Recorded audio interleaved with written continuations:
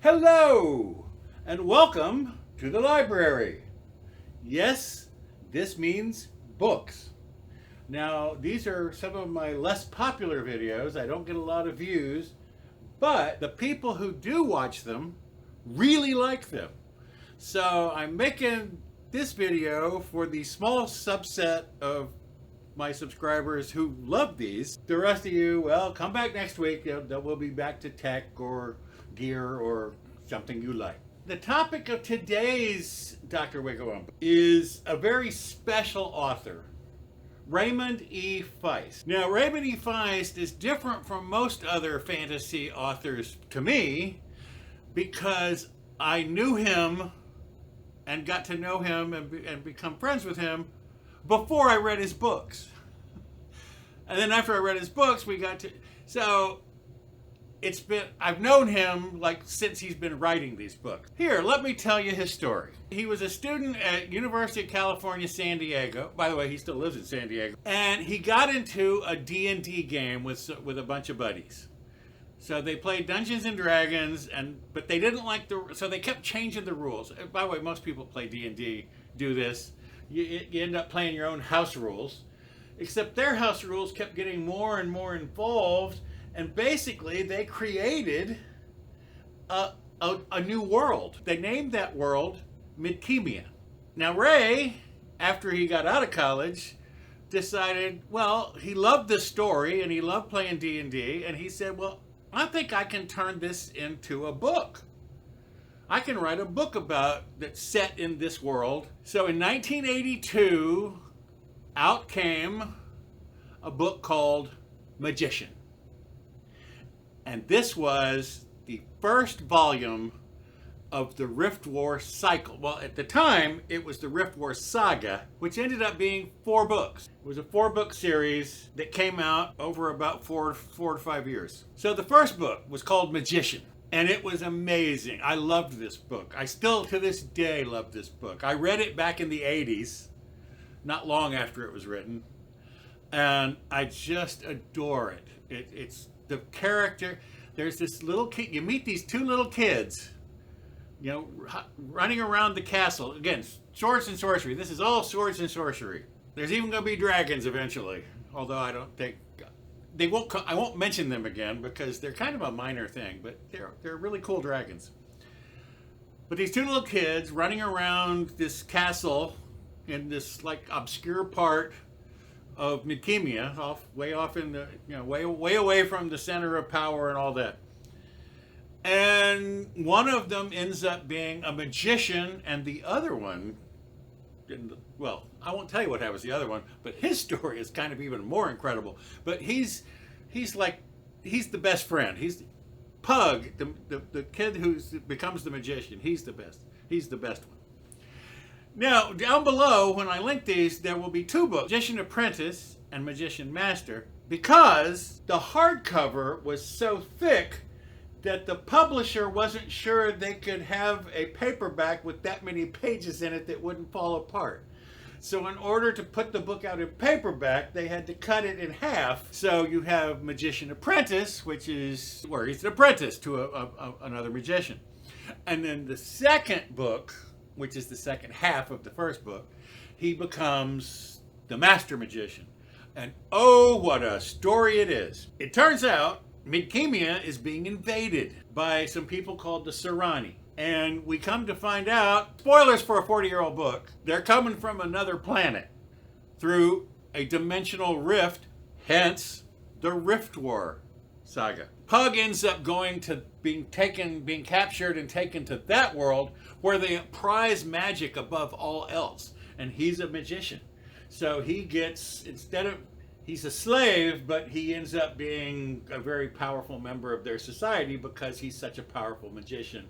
And all sorts of interesting things happen. Back in Midkemia, going to the next book called Silverthorn, there's Prince Arutha, whose name is going to come up again and again throughout this entire cycle. Prince Arutha is fighting against the Serani back in Midkemia. Because the dimensional rift is open, some other things come through.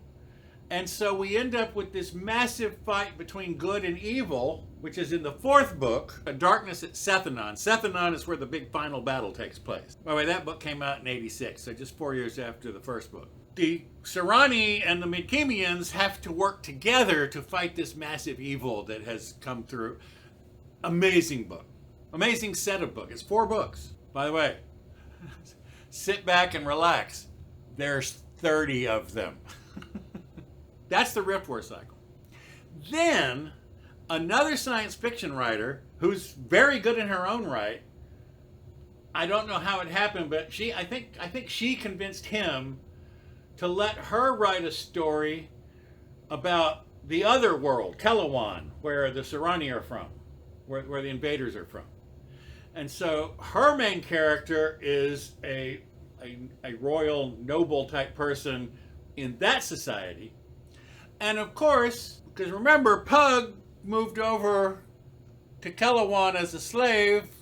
So these two stories kind of overlap. I love this in fantasy. I've mentioned this back. Michael Moorcock used to do this. It's a fantastic thing. The second series is called the Empire Trilogy. It starts off with Daughter of the Empire, and the protagonist is this noble called Lady Mara. And then the next book is Servant of the Empire, and the final book is Mistress of the Empire. And basically, she starts off as like a noble's daughter, hence Daughter of the Empire, and she ends up basically practically running the empire by the end of the 3rd book. But you see this story overlap with Pug's story. It's amazing. It's written in like a different tone of voice because Janny did, a lot of the writing, and so but worked with Ray. And it's just these 2 books together, or 2 sets. There's 4 in the first, and now 3 in the Empire Trilogy. Fantastic. And if Ray Feist had stopped there and never written another book, he would have made a major contribution to fantasy literature. But he wasn't done. The next one's only 2 books. It's 20 years after the Riftwar Saga. So now we're leaping forward 20 years. So Prince Arutha now has twin sons, and they get into all sorts of stuff. The first book is called Prince of the Blood. The second book is called The King's Buccaneer, which, by the way, is 10 years after the first book.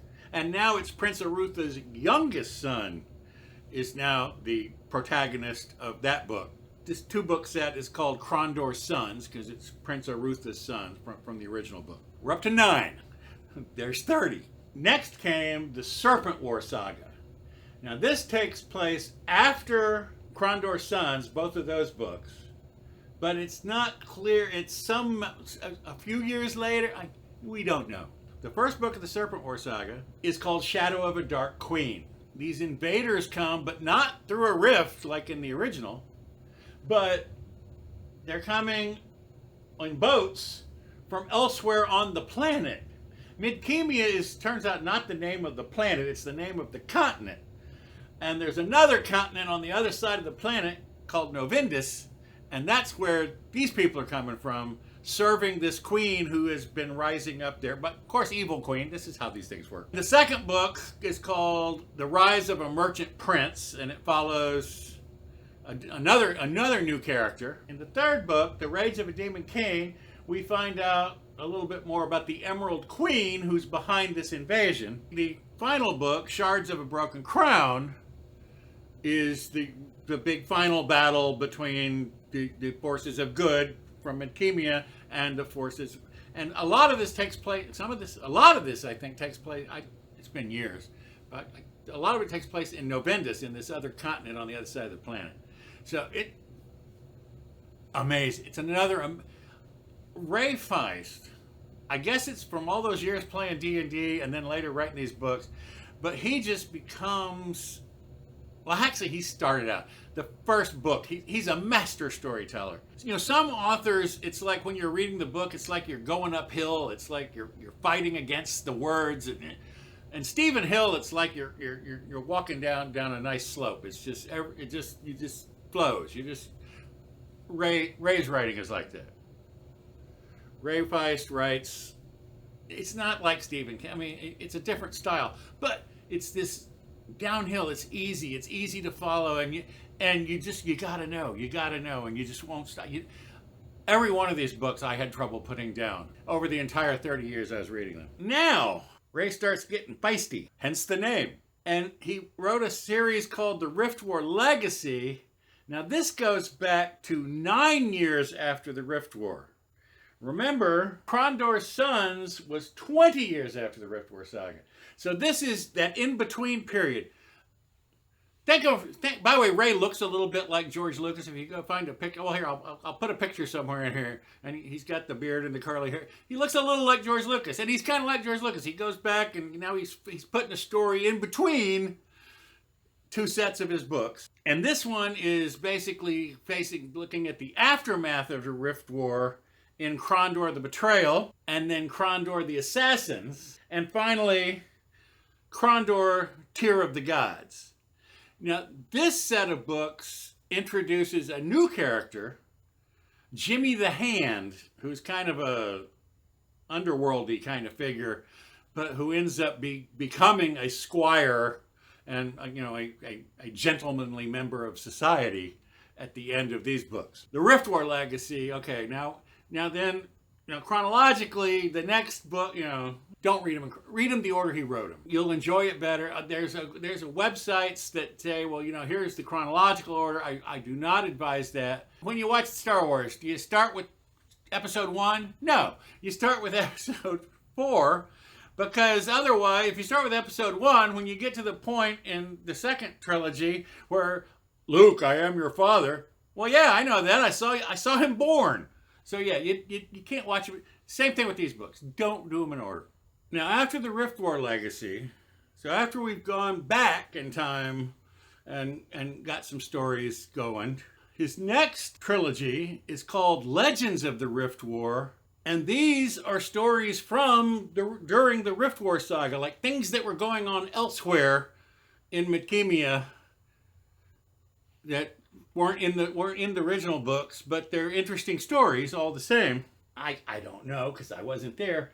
But I'm thinking he enjoyed working with Janny Wurts, because this set of books, each one is written with a different fantasy author. So the first one is called Honored Enemy, written with William R. Forstchen. Yeah, all this stuff will be down below. Some stuff happens and some Serani and some Midkemians have to work together to face a bigger threat, or they'll all die. So they, Honored Enemy, get it? The next one, written with Joel Rosenberg, is called Murder in Lamut. Lamut is an area in Midkemia, again, far away from where the events of the other book, the Riftwar Saga, are happening. I won't describe it. It's a different kind of book, but it's still a good book. I still enjoyed it greatly.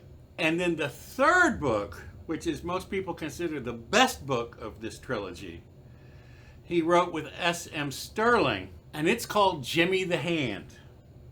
Remember Jimmy the Hand I mentioned from the Riftwar Legacy, 9 years after the Rift War? This book takes place before Krondor the Assassins in the previous trilogy. So see, the timeline gets all messed up. But this flavors, and you get backstory.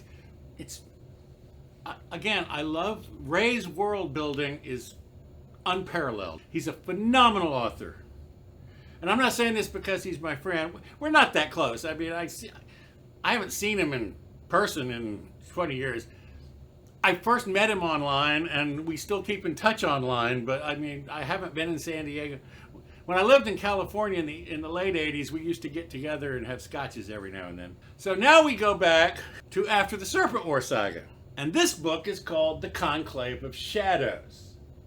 Now, The Conclave of Shadows is a bunch of people, including Pug, remember, from way back when, our original books, and whose name comes up in every book pretty much, because he's like the magician, like the greatest magician in Midkemia, possibly the universe. So the first book is called Talon of the Silver Hawk, and it starts out in this village in the far north of Midkemia, and we don't know anything about this, and this basically child sees his whole tribe, everyone he knows, be murdered, and so it starts a quest for vengeance. And so he's this country, he's like a tribal kind of person. part of his quest for vengeance, he moves to the big city, and that leads to the second book, The King of Foxes, where he finally tracks down the person who was behind his tribe being massacred. But wait, this is why I love Ray Feist writing. The person responsible gets exiled. Not killed. The bad guy from the first two books becomes the protagonist, basically, of the third book and redeems himself for all the horrible things he did by saving the world.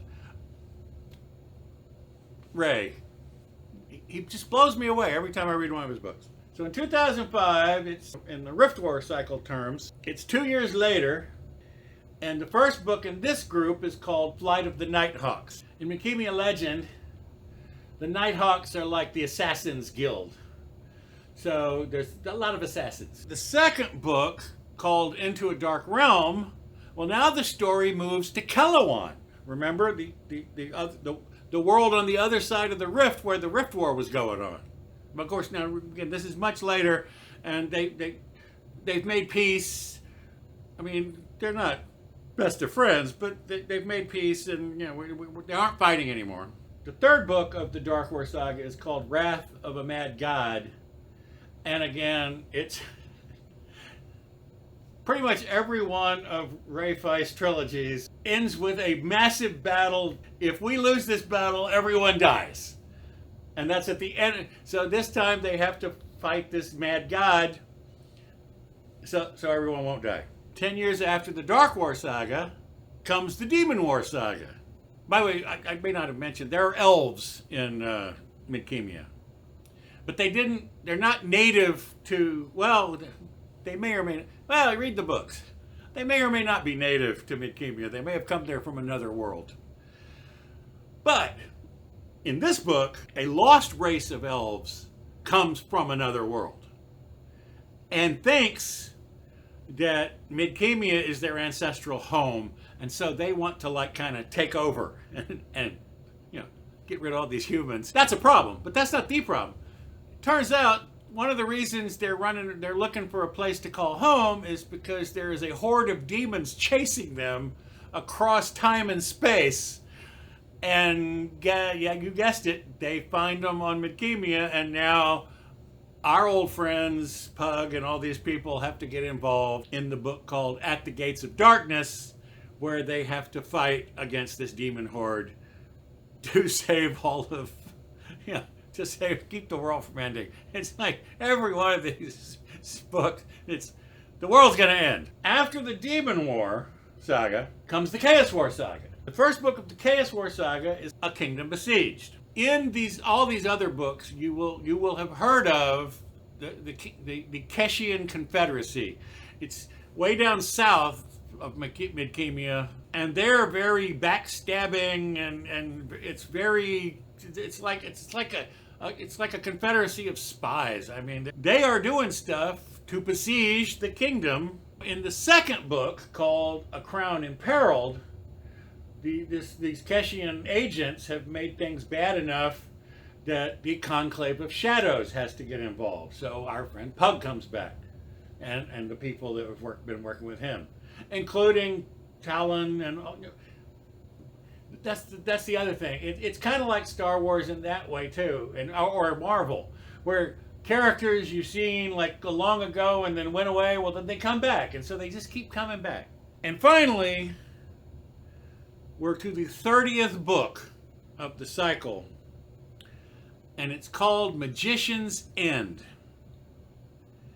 So you might go into this book a little worried that Pug will not survive to the end, because it's the last book of the cycle. There aren't going to be any more. Ray has said it's done. Those 30 books over 35, 40 years, that's it.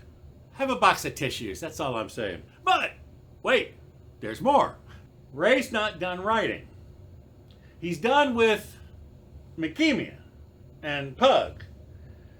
But he just came out in 2018 with a new book, The King of Ashes, which is the first book of a trilogy. The man can't write one book. He writes at least two, usually three. So King of Ashes, and we're on a different planet. It's different people. It's a different kind of magic. I mean, it's just everything's different. Everything. Still phenomenal. That's the other thing about Ray. He makes you care about these characters. And there are these two main characters, a man and a woman, well, a boy and a girl when the thing starts. That's the other thing. He's great at making you fall in love with children, and then as they grow up, you then love the adult versions. And guess what? The boy is the King of Ashes. Well, he doesn't know that. That's part of the fun of the book. You know that, but he doesn't know that. Then in the next book in the trilogy, The Queen of Storms, well, this focuses more on the woman. No longer a girl, she's grown up. So we got her going on, and boy, is she excited. She's a pirate. She's a buccaneer. If you like pirate stories, you will love The Queen of Storms, because it's like piracy on the high seas, and it's just fantastic. Then, and by the way, there's all this mystical stuff. Oh yeah. Then in the third book, Master of Furies, we get back where the man and the woman are together again. You know they're in love. That's how these things work. And they resolve most of the things. But as with all Ray Feist books, they resolve the major threads. But there's all these things left hanging. And I mean, when I got to the last page of the book, I said, well, this ain't the last book. This is the first trilogy. He's starting, I don't know if there's going to be 30 because Ray's close to my age. So I don't know if he can do another 30. But he's got some more books in him. And I mean, I love these books. These books are fantastic. And that's almost the oeuvre of Raymond Feist. In '88, he wrote a one-off book that was not swords and sorcery. It was not it was fantasy, but it was not swords and sorcery. And it's called Faerie Tale. Faerie Tale. And because at this point, we were friends, I got an advanced copy, like a proofreader's kind of copy, so that I could give him feedback. I loved this book. Now, it's nothing like the other 30 books, or 33 books now. With the Firemane Saga, we've got 3 more. So it's nothing like those 33. It's a completely different kind of book. And it's amazing. And I'm kind of sorry he didn't decide to go on, follow that path. Because I loved the book. I loved the story. It was just fascinating.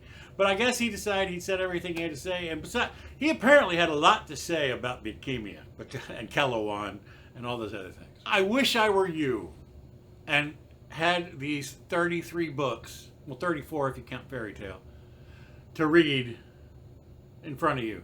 But just read Magician Apprentice. This is like I say with all my things. Read the first book. Read Magician Apprentice. If you don't like it, you're out, $8-9 for the paperback or the Kindle. But if you do like it, there's 32 more. Now, they're not all phenomenal, but they're all good. And a lot of them are phenomenal. That is the oeuvre of Raymond E. Feist. One of the premier fantasy. I mean, he's like George R.R. Martin. His stuff is just so expansive. In fact, George R.R. Martin says nice things about him on some of his book blurbs and stuff. Because George R.R. Martin likes his stuff. It's a wonderful journey. I wish I could give him. Well, I can. I mean, I can read them again. But see, I know I remember what's going to happen. Amazing things are going to happen, by the way. You are not going to believe what happens to Pug's little friend when they're kids, who he ends up being, and who he ends up being possessed by, and then who become. The scale is amazing. But go read Ray Feist. I promise you will not be disappointed. Phenomenal author. Okay, well, that's it from here. So long. Bye-bye. See you next time.